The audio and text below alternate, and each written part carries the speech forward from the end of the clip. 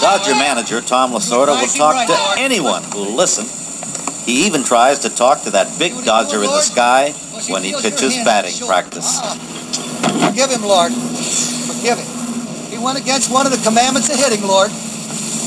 Oh, that's a back to the bench job. Sorry, David. Tough luck, David. All right, that swing. Satisfied with the angle of it. Oh, beautiful. Beautiful, Lord. Thanks for enlightening him, Lord. Because if Davy Lopes does that, Lord, we will be in the Fall Classic, Lord. Beautiful. Oh, was that sweet. All he's developing is a habit. It's going to be like that cow. When that fly gets on that cow's rump, he don't say, is it on the left side or the right side? He goes, boom. That's what he's going to do. Instinctively. For my sake, Tommy, give it a rest. Let's go, batter up. It's a beautiful day for a ball game today. The fans are out to get a ticket or two. From Walla Washington to Kalamazoo. It's a beautiful day for a home run, but even a triple's okay. We're gonna cheer and boo and raise a hullabaloo at the ball game today. You can find several generations of people inside Dodger Stadium, and they all come together for the same purpose, to have fun at the ballpark. Baseball is enjoying a new wave of popularity around the nation, but the Dodgers have always been #1 in Los Angeles sports since they left Brooklyn. Listen. That's okay, Mama! Hear that lady rooting? That's Frances Friedman. The Dodgers invited her to throw out the first ball to open a season. There is nothing special about Frances. She's just a little old lady from Pasadena, approaching 70, who has missed only 2 games since the Dodgers moved to Los Angeles in 1958. She drives to the ballpark in a Humber. That's an English car, she says. And her grandstand seat is in the left field pavilion. This Blackfoot Indian woman is a shouting example of the loyalty the Dodgers extract from their fans in Los Angeles. Hello, I'm Bud Furillo, veteran human being, and I've been a Dodger fan since long before Carl Furillo played right field, long before Dodger Stadium was even a blueprint.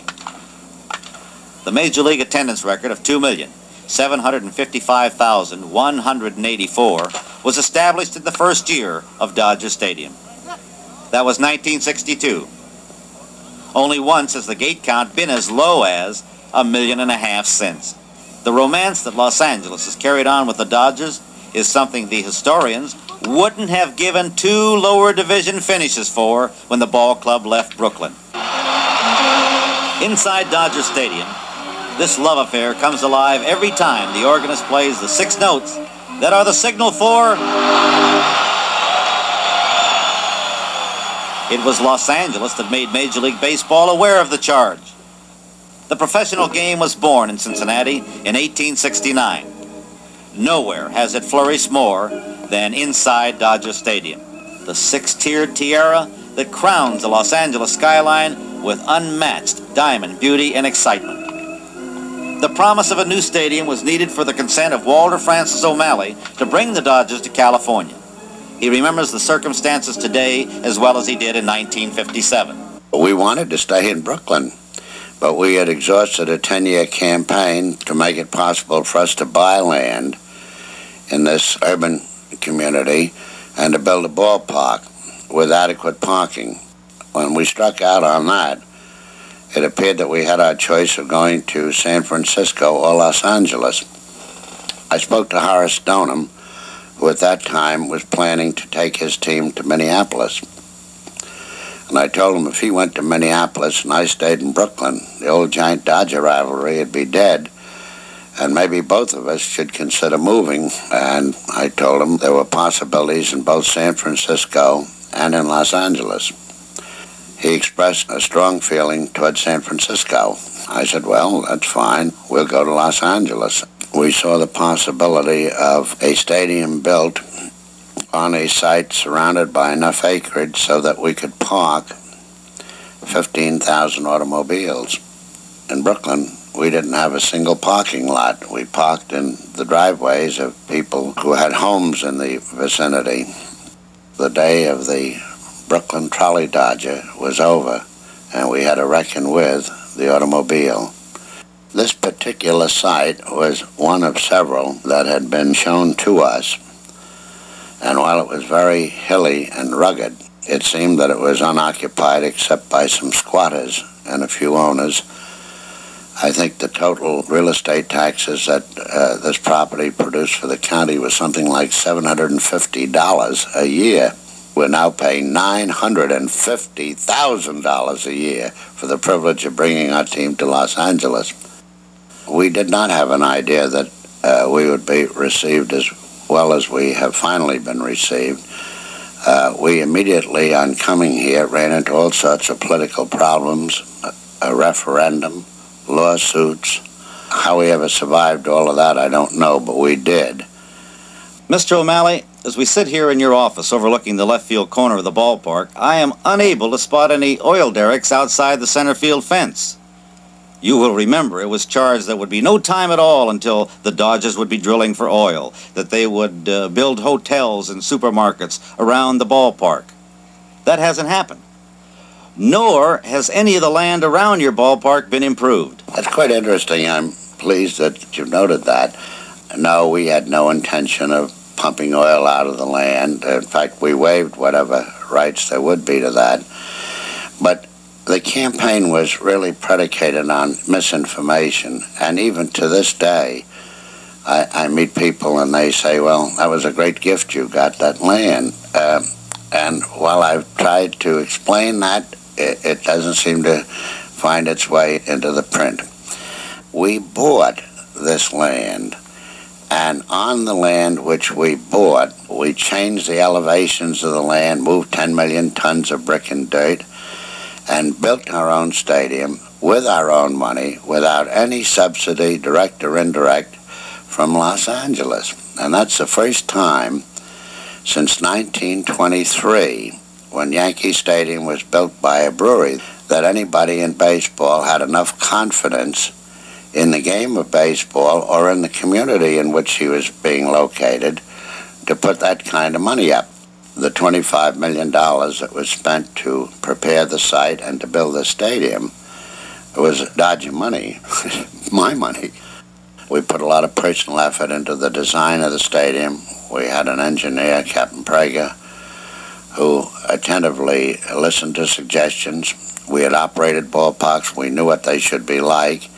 So we finally got a stadium that was built the way an owner wanted it, and not the way some political architect or engineer might have done if it were ordered by a city or a county. We had in mind that a stadium should be clean, and I guess this is, people tell me anyway, the cleanest stadium in the country. The restrooms are attractive, and that's very important. Concession stands are accessible. Prices are reasonable. I'm proud of it. This is it! The Dodgers are equally proud of the most illustrious manager in their history, a man who has won 4 world championships, Walter Emmons Alston, a manager who is bound to go into the Hall of Fame. He is the only manager in the history of baseball to win the World Series in 3 different ballparks: Ebbets Field in Brooklyn, the Los Angeles Memorial Coliseum, and Dodger Stadium. I was fortunate to inherit a real good ball club. As you know, the old Brooklyn club was made up of veterans and outstanding veterans. I think nowadays you'd call a lot of those fellows on that club superstars. We didn't know the word superstars in those days, but when you take guys like Roy Campanella and Gil Hodges, Pee Wee Reese, Furillo and Snyder, and those fellows, Robinson, those are the fellows I inherited, and we certainly should have won the pennants with that gang. It certainly helped me to have a club that I didn't have to coach too much. You just put them on the field, and they didn't make very many mistakes. They were talented. They could hit home runs. They could steal a base occasionally, and we were blessed with good pitching. In '59, I will always remember that club because we came from 7th place, and in my mind, I think that club, maybe talent-wise, wasn't the best club that we had had, either before or after, but it did have a lot of determination, and every guy on that club gave 100%, and we started putting it together, and they just didn't quit. I think it changed from the experience ball club with the power to the pitching era with Koufax, Drysdale, and the speed of Maury Wills and Willie Davis, and managed to win within a very short time. In '73, the organization kind of stuck its neck out in the fact that we brought up 6 or 7 fellows who had not played any or very little in the major leagues. And always in the past, I always thought if you can bring up 1 or 2 a year and be a pennant contender and have those 1 or 2 guys help you, you're pretty fortunate. But here we came up in 1973 with the Buckners, the Garveys. Davy Lopes had never played second base in the major leagues. Ron Say had never played third base in the major leagues. We were still trying to make a shortstop out of Billy Russell.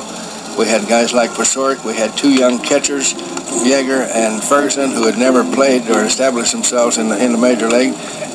We had a good spring, and everybody worked, and we made a lot of mistakes in '73. We made errors. We threw the ball to wrong base, but I thought we were on the right track.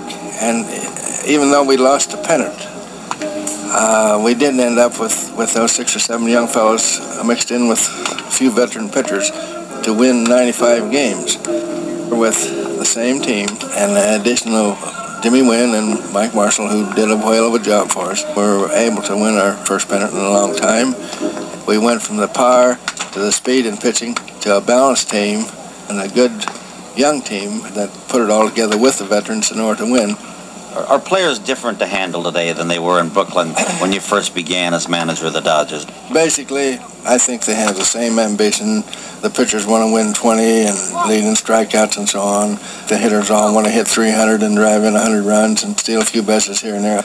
Their goals are pretty much the same if we put winning on top. They have the same excuses and alibis and grumbles that they always had. 15, 20 years ago, or even less than that, you had to more or less work your way up through the minor leagues. The average ball player would have to spend 4, 5, 6 years riding the buses, and that's not the easiest way to go. It's tough down there. I think once they got to the major leagues, they probably appreciated the cushion seats and the plane rides and the way the extra meal money and all the extra bonuses that they have in the major leagues. I think nowadays, most of the young fellows that come up now have had about everything they wanted since they were in the cradle, because we lived in a prosperous time and they had all the toys they wanted. They had everything that they wanted to eat and entertainment and TV, and when they probably got in high school, Papa bought them a car and they went to college or played ball, and the bonus gave them a good added start. A lot of these guys are getting a $100,000 contract before they even face a major league pitcher. They maybe do not appreciate the fact that they're in the major leagues maybe as much as a guy who had to work 5 or 6, 7 years in order to get there. And I don't think you can blame the players. I think it's just the times that we live in. Batter off, strike 1! You've heard of the company man. The company man works 25 or 30 years for an organization in the hope of getting a gold watch. Tommy Lasorda is a company man for the Dodgers. He's been a pitcher, a scout, managed several of their farm clubs to pennants before moving to the third base coaching line in Los Angeles under Walt Alston. Then he realized his goal. He moved into the manager's chair in the clubhouse. Number 52 on the coaching line became number 2 in the dugout.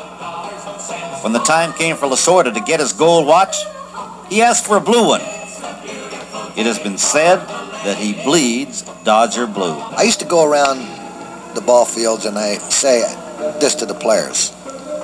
I told my wife that when I die, I want inscribed on my tombstone, Dodger Stadium was his address, but every ballpark was his home. So Mr. O'Malley heard of that, and one day in Vero Beach about 7 years ago, he called together all of Port's media, and he called me in, and he presented me with a marble tombstone. And I was so pleased because I felt that I was the only manager or coach in baseball that had his own tombstone ready before he passed away. And on this tombstone, it said, in big letters, Tom Lasorda, a Dodger. Then it's got a picture of a heart with a drop of blood coming down, and the blood is painted blue. And underneath, it said, Dodger Stadium was his address, but every ballpark was his home. And in accepting this tombstone, I told Mr. O'Malley I was so grateful so privileged and honored to receive this, and that I was so touched by it that I wanted to go on record as saying that I would like to work for the Dodgers even after I'm dead and gone. And Mr. O'Malley looked at me and he said, "Tom, how in the world can you work for the Dodgers when you're dead?" And I said, "Mr. O'Malley, when I die, with this tombstone, I would like the Dodgers home schedule put on it every year. And when the people are in the cemetery visiting their loved ones, they will say, let's go to Lasorda's grave to find out if the Dodgers are at home or on the road." I use the word Dodger with high esteem because I think it is a word that is synonymous with baseball. In other words, if someone came to you and they said, "I'm with the Padres," you say, "What seminary do you belong to?" If someone comes to me and say, "I'm with the Indians," you say, "What reservation are you on?" When someone comes and say, "I'm with the Giants," you say, "You're not that big." But when someone comes to you and says, "I'm with the Dodgers," you know he's with a Major League Baseball team. And I really and sincerely mean this from the bottom of my heart. There are two things I've never regretted in my life. Never a day. One was getting married, and the other was being a member of the Dodger organization. When the kids are down, that's the time they need a pat on the back.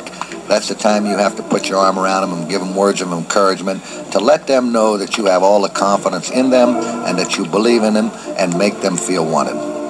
Tom Lasorda can talk about anything. Willie Crawford's grandfather died during negotiations to sign Will with the Dodgers. Lasorda attended the services. The minister asked Lasorda to say a few words about the deceased. Tom had never met the man. Lasorda did 18 minutes on Crawford's grandfather. Then there was the famous pep talk he gave at Spokane when Ron Say, Steve Garvey, and other Dodgers were playing in the Coast League. We had lost 7 in a row, and the kids had come in after the game. They held their heads down. They were all depressed. They all been trying so very hard. So I walked in the middle of the clubhouse and I said, "Look, I don't want any of you to hang your head. Never be ashamed of yourself, because in these 7 games you've all tried very, very hard. You gave your best at all times. You just didn't get the breaks, and I'm very, very proud of you. But I want to just tell you one story. Not too long ago, all the sports writers in America had voted on what was the greatest team ever in the history of baseball. And they voted on the 1927 Yankees. And I said, I just want you fellas to know that the 1927 Yankees lost 9 in a row. And if they lost 9 in a row, you fellas have only lost 7. So let's get up and get them." Well, Hoyt Wilhelm happened to be on the ball club, and he went home and he told his wife about what I had told these kids, and he said he never heard anything like that. So the next day at the ballpark, Peggy Wilhelm had walked over to my wife, and she told her what Hoyt had said when he got home about me telling them about the 27 Yankees, and it's kind of perked the kids up. And as we were driving home after the game, we had won the ball game, my wife told me the story of what Peggy Wilhelm told her, and she looked at me and she said, "Did the 27 Yankees really lose 9 in a row?" I said, "How do I know? That was the year I was born, but those kids sure believed it." Wherever baseball people gather, you can be sure to hear Lasorda tell stories that will hold up as long as his tombstone, like the one he tells so well about when he was a manager in the Coast League. And it has to do with his playing coach. We had gone to the racetrack in Spokane. It's called Playfair Racetrack. George Lott, myself, and our trainer, Herb Vike. And for the first 5 races, we never cashed a ticket. But there were 2 guys at the next table. After every race, they would come back with all this money and start counting it. So I looked over at my coach and I said, "Look at those 2 guys. They must really have some information. They're winning every race and we're not able to cash a ticket. So they must know something." So right before the 6th race began, they started to leave. I gave my coach $10. I said, "Follow those 2 guys and come back with the same thing they do." He came back 15 minutes later with 2 roast beef sandwiches. Leave it to Lasorda to turn a roast beef sandwich into a funny story. Even their management team is one that can laugh at its mistakes. The personality of the Dodgers through the years has been that of a team with a lot of characters and a team with a lot of character. After all, the magic inside Dodger Stadium has been produced by the players. Bring on the players. Bring on the pennants. It's a beautiful day for a home run. but even a triple's okay. We're gonna cheer and boo and raise a hullabaloo.